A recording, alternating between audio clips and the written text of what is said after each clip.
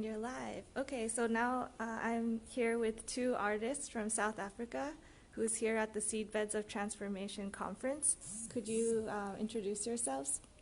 My name is Samkela Stamper and I'm studying Fine Arts at Rhodes University, and I make mosaic arts and I also manufacture my own tiles. Great. And I work with rural women and youth so that they can be empowered to actually make their own living and use public art as a tool for transformation and actually write their own histories as well using those same tiles. Because the women that I work with, they use ancient symbols like our renowned artist Mamu Esther Mahlangu. So we're trying to do something similar, but then we use art, public art, as a tool with the tiles that we make ourselves. Great. Thank you. I am a visual artist and curator based in Johannesburg, and my work, involves working with different mediums. So that's, from your visual mediums, which is drawing, photography, but also working with communities, imparting knowledge, because I think that's a very important thing for artists and scientists to do, to kind of collaborate and communicating the importance of the earth, the importance of our relationship with the earth, and our relationship with each other as well. And so this has been really inspiring to, have all these researchers talk about what's important to them and the important work that they're doing.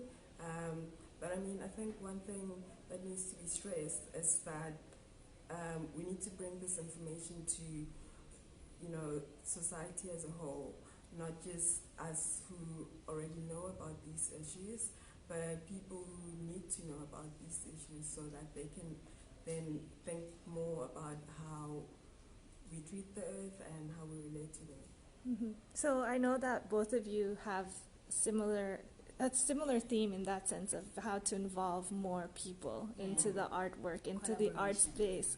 Collaborations. Could you talk a little bit more about that? I come from a space where I have straddled.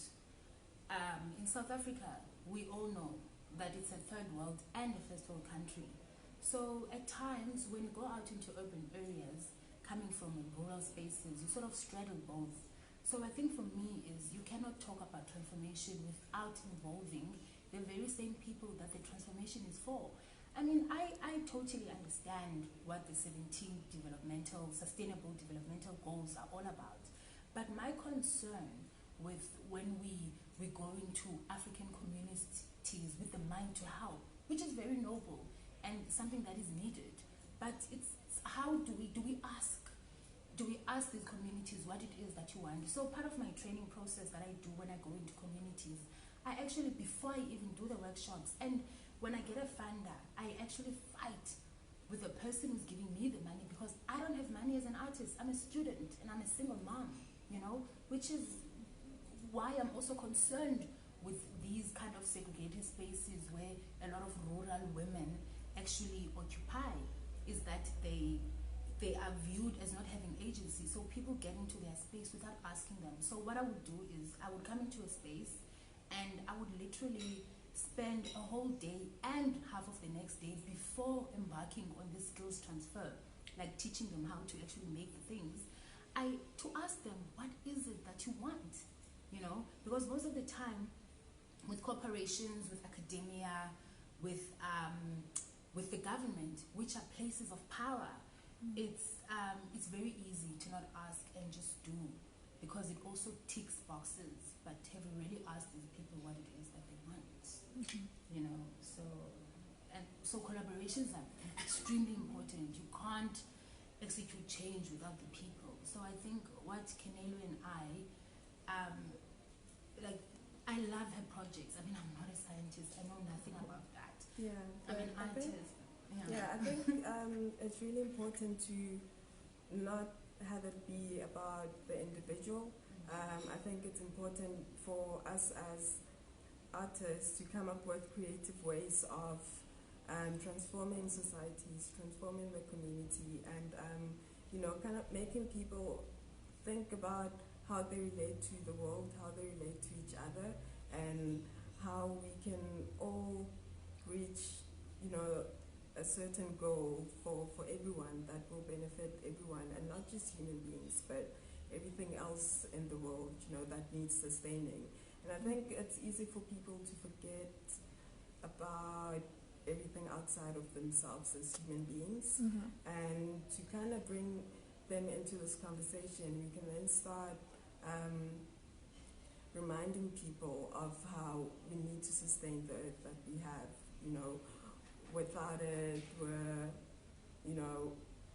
nothing really, and we need to promote sustaining the resources we have, promote sustaining the communities we have, and promote knowledge really, because a lot of schools don't have resources. A lot of public schools do not.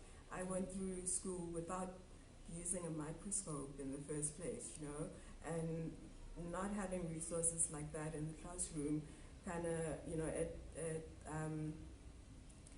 it hinders progress. It hinders progress. It hinders understanding about everything, So for me, it's important to provide resources to, underprivileged schools and institutions, so that, we can kind of move forward in being on the same page about creating a future. So that's what your project is about, correct? Yes, the giving schools resources. In my case, it's microscopes. And it's mainly because I think through looking at the microscopic world, we can actually learn a lot about our world, We can learn how all, the natural laws of nature, how that as much as they apply to other beings, they also apply to us in the same way, So we can learn a lot from looking at the world from a microscopic world view or a microscopic view. And how has it been the last 2.5 days, I'd say, being in this conference? Like, how has it changed your view of anything, if at all, or has it not really? Change the view. Okay, I think because I'm a curious person by nature. I'm self-taught. A lot of the artworks that I do, like, it's different now that I'm a student. I'm self-taught, so I'm curious. And with the clay that I use to make my art, I've been interested, like, for the longest while, is if I, like, for example, after I launched the art gallery and the program in June, I would love to build an outside kiln, right? For sustainable energy. So in terms of living green and all of that. So I've always been interested in climate change. I've always been interested how, as a person who recycles, because I work with found material. When I make like a sculpture, I work in public spaces. Like, I use those. So I'm interested in, if I want to build an energy-saving kiln and have it outside, how is that going to affect the environment? So it was quite interesting for me to actually meet young scientists who are interested in my art, and in turn, I talk to them about what I'm trying to do, and conversation just erodes into something that is big. I've made so many connections, and it was especially good to also connect with other artists, and because we're coming from different spaces, and we're also informed by different things. Like, my art is firmly located in public spaces, and Kenelu is as much as she's also in public spaces, she's also in the lab, but then I'm also in the studio. So there's intersections. What has been interesting is actually exploring the spaces in between, because as humanities scholars, right, where fine art is located, it's quite interesting to actually, we forget sometimes that humanities inform all the other disciplines, but then so does science. It also informs everything else. So we were actually talking the other night about how everything is in everything. Yeah. So it's all, everything reflects everything else. It does. So why are we separating? Who makes these decisions, these binaries? Because that's what they are. They don't exist. Because even when we talk about the 17 sustainable development goals, we talk about genders, we talk about such. And I remember one person said something that I felt was very important about how we always make assumptions as well. Do you know what I mean? Mm-hmm. So I think it was quite important to actually sit down with scientists and actually talk about ways, and because we're all concerned about the same thing, sustainability, development in Africa for Africans, but most importantly, I think this is a conversation that we really need to have by Africans, you know. So it's quite exciting to actually realize or have this idea of that there's a lot of things that could come out of this conference, because it means now we can all go back to our drawing board and actually think about how, you know, we can work together collaboratively and creatively in creative spaces, inside, outside, you know, and see what comes up. Yeah, I mean, for me, the experience coming from, you know, an artistic point of view to this foreign space for me, I guess it kind of, you know, pushed me a little to think outside the box, you know, to think outside of creating art simply as a way to communicate scientific ideas, but really using art, you know, using creative ways in order to communicate the bigger ideas in life, you know, the bigger questions in life, which everyone asks themselves, like, what is the nature of the universe? How do we relate to it? Who are we? What are we? And why are we? And so, yeah, it's been interesting to kind of look at it from a different perspective and really see how other people are,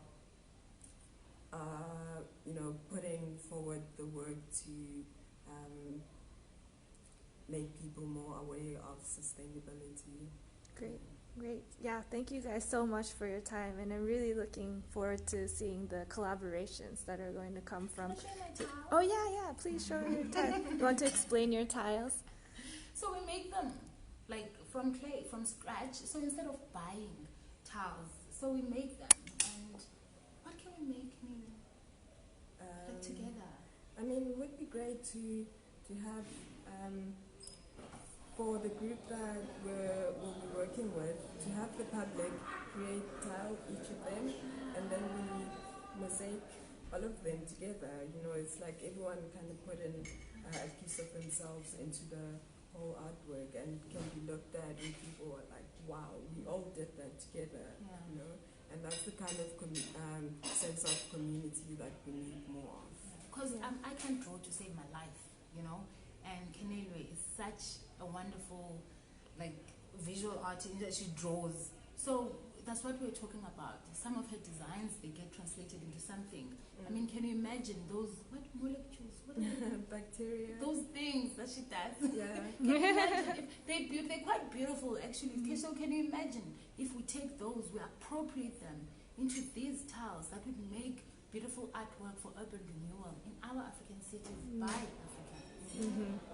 That sounds like a great project. You should pitch that to the panel. Actually, the National Research Foundation also. Yes. Great. All right. Thank you both so much for your time. It's wonderful to have you. Thank you. Thank you.